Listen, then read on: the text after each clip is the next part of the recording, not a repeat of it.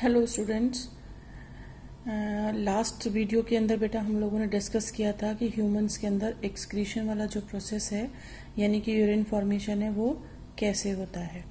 तो अब हम एक एज ए होल करेंगे कि एक्सक्रीशन जो है वो और ऑर्गेनिजम्स के अंदर कैसे होता है, क्या डेफिनेशन है इसकी। जो एक्सक्रीशन है it is a process of osmo regulation. Osmo regulation का क्या मतलब होता है उस बात को ध्यान देना। जो हमारा ऑस्मो रेगुलेशन है उसका मतलब होता है कि हमारी बॉडी के अंदर जो आयनिक कंसंट्रेशंस है ना, उन आयनिक कंसंट्रेशंस को मेंटेन करके रखना। जैसे फॉर एग्जांपल हमारा जो ब्लड है उसके अंदर भी बहुत सारी चीजें हैं जो जैसे कि सोडियम हो गया, पोटेशियम क्लोराइड, पॉजिटिव और नेगेटिव चार्जेस वाली बहुत सारी चीजें हमारी बॉडी के अंदर हैं। तो उनका जो है बैलेंस उसको मेंटेन रखने को हम ऑस्मो रेगुलेशन बोलते हैं।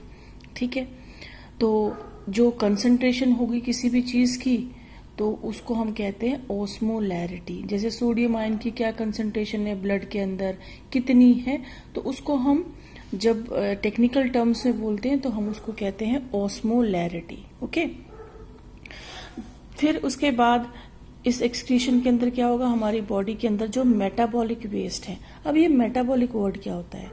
मेटाबॉलिक आप लोगों ने किया था जब लिविंग ऑर्गेनिजम्स की कैरेक्टरिस्टिक फीचर्स करी थी, उसके अंदर हमने ये डिस्कस किया था कि जो मेटाबॉलिक एक्टिविटीज होती हैं वो होती हैं हमारी बॉडी की केमिकल रिएक्शंस। हमारी बॉडी के अंदर जो रिएक्शंस चल रही हैं उनके अंदर कुछ ना कुछ वेस्ट बनता रहता है, तो उन वेस्ट को बॉडी से बाहर निकालने के प्रोसेस को हम एक्सक्रीशन कहते हैं। ठीक है, तो हमारी बॉडी में कितने एक्सक्रीटरी ऑर्गन्स हैं और वो कौन कौन से हैं? सबसे पहले तो है हमारे लंग्स। लंग्स हमारे एक्सक्रीशन करवाते हैं CO2 गैस का। CO2 हमारी बॉडी में एक वेस्ट है। उसके बाद हमारा लीवर है। लीवर जो है वो हमारी बॉडी के अंदर से बाइल पिगमेंट्स को बाहर निकालता है। ये बाइल क्या होता है? जो हमारे RBC होते हैं ना, रेड ब्लड सेल्स, उन रेड ब्लड सेल्स की 120 डेज की ही लाइफ होती है हमारी बॉडी में। 120 डेज के बाद वो स्प्लीन नाम के एक ऑर्गन, स्प्लीन SPLEEN, स्प्लीन, तो वो स्प्लीन नाम के ऑर्गन में जो हमारे RBC हैं वो डिग्रेड हो जाते हैं, टूट जाते हैं। ठीक है, उसके बाद डिग्रेड होने के बाद कुछ वेस्ट बचेगा, हीमोग्लोबिन होता है वो टूट जाता है और हमारे बिलीरुबिन और बिलीवर्डिन बाइल पिगमेंट्स बनते हैं, एक वेस्ट बनता है। तो वो सारा का सारा ना लीवर में आ जाता है और लीवर इस बाइल को बाहर निकालता है, बाइल पिगमेंट्स को। आप लोगों ने हमने डाइजेशन किया था ना, तो डाइजेशन के अंदर याद है आप लोगों ने लीवर किया था। लीवर के अंदर हमने बताया था कि लीवर बाइल सॉल्ट्स और बाइल जूस बनाता है जो आपके लिपिड्स की डाइजेशन में हेल्प करता है। तो जो बाइल जूस है या बाइल है उसके अंदर पिगमेंट्स होते हैं जिनको हम बाइल पिगमेंट्स कहते हैं, वो RBC के टूटने से बनते हैं और लीवर उन बाइल पिगमेंट्स को बाइल के अंदर डाल देता है और जो बाइल जूस है वो इंटेस्टाइन में आ जाता है और इंटेस्टाइन से वो एक्सक्रीटा में मिल जाता है और वो एक्सक्रीटा के साथ में एक्सक्रीट आउट हो जाते हैं वो बाइल पिगमेंट्स। ओके, उसके बाद है हमारी भाई स्किन। स्किन भी वाटर को, इलेक्ट्रोलाइट्स को रिमूव करती है स्वेटिंग से। ठीक है, उसके बाद आपकी आ जाती है किडनी। किडनी को आपने देख ही लिया कि किडनी ने हमारी बॉडी से यूरिया को किस तरीके से बाहर निकाला। ओके, अब हम बात करते हैं कि ये जो एक्सक्रीशन है ना यूरिन फॉर्मेशन वाला, यूरिन वाला, किडनी वाला, ये आपके किस किस तरीके के होते हैं। तो एनिमल बॉडी के अंदर अमोनिया बनता है। एनिमल चाहे हम हों, चाहे बर्ड्स हों, चाहे रेप्टाइल्स हों, चाहे एम्फीबियंस हों, सभी के अंदर अमोनिया बनता है, फिशेस के अंदर भी।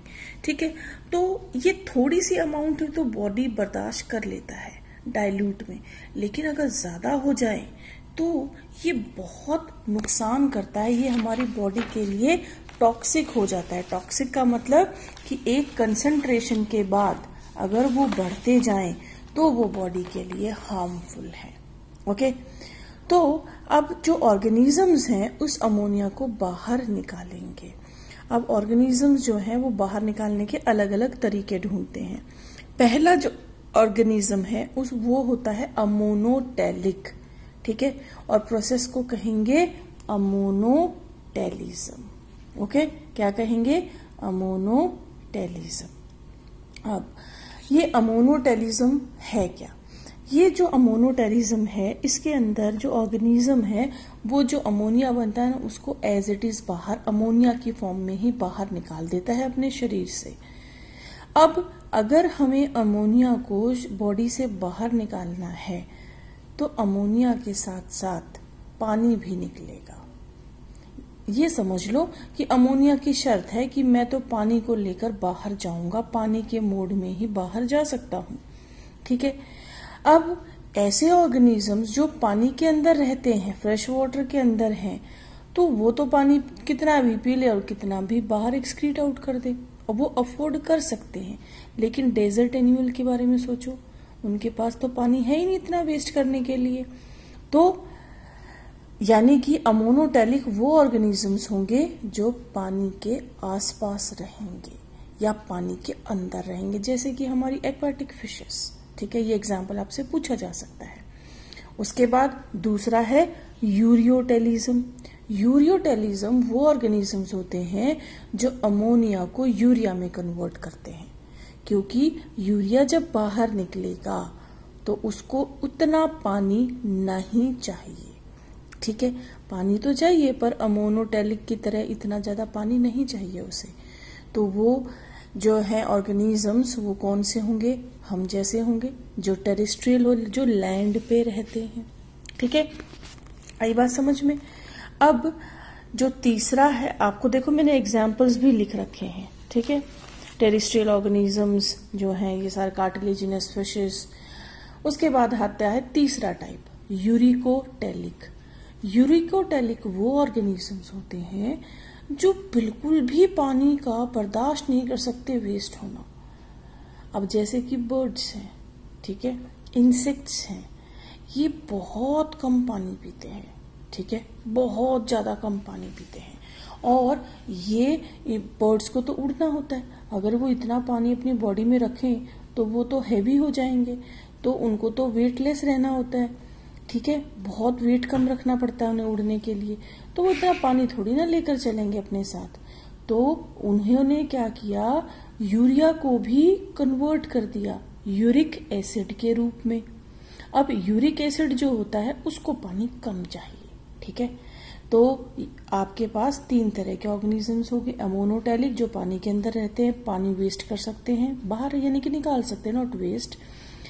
दूसरा यूरियोटेलिज्म जो टेरेस्ट्रियल हैं, जो पानी के आसपास ही रहते हैं, थोड़ा सा पानी पी भी लेंगे और थोड़ा सा बाहर भी एक्सक्रीट आउट कर देंगे, तो कोई ज्यादा प्रॉब्लम नहीं होगी उनको। तीसरे जो ऑर्गेनिजम्स हैं वो हैं आपके यूरिकोटेलिक, वो यूरिया को भी यूरिक एसिड में कन्वर्ट कर लेते हैं ताकि बहुत कम पानी आपका बाहर निकले, ठीक है। जैसे कि बर्ड्स हैं, रेप्टाइल्स हैं, इंसेक्ट्स, ये यूरिकोटेलिक है। जो क्रोकोडाइल है ना वो रेप्टाइल है लेकिन अमोनोटेलिक है, याद रखना, एक्सेप्शन है ये, ठीक है।